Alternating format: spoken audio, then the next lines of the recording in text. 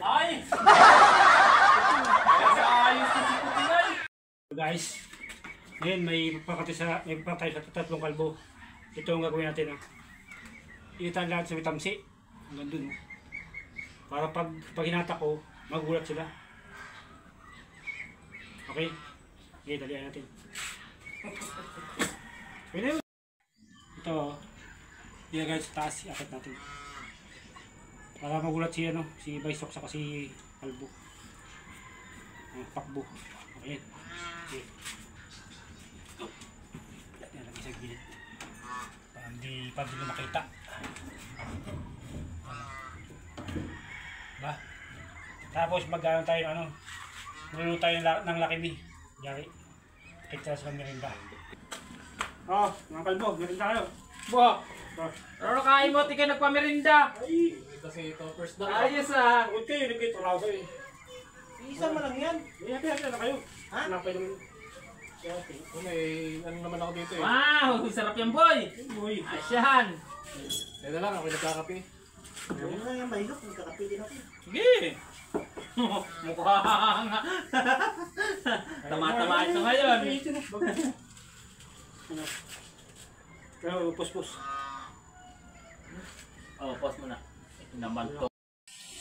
Habang ano ko pa ni Tuping lang Pinagtimpla pa tayo nito gina. Ayos ah. Ano kayo nakain nun? Ano nakain? Pagod kanina. Pagod ka rin kanina nakaka-finish ng siling ko ay. Sarap pa naman oh. Yung tangon. Ayos ah. Kaya ako nagkakapila lang. Para lang yung mga pinakain ko sa'yo. Nasaan na ba yun? Ha? Nasaan na yun? Tama na to, merinda. Diretso ka pula na to.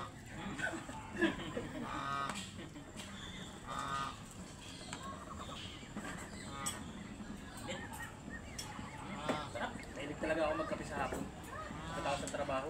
Para yung na-relax din lang. Ano na yung ginagawa? Pre, matik yan basta akong gumawa, boy. Masunog ng dubali eh. Masunurin. Mga taga-saipan. Puro taga-saipan ang gumawa niyan eh.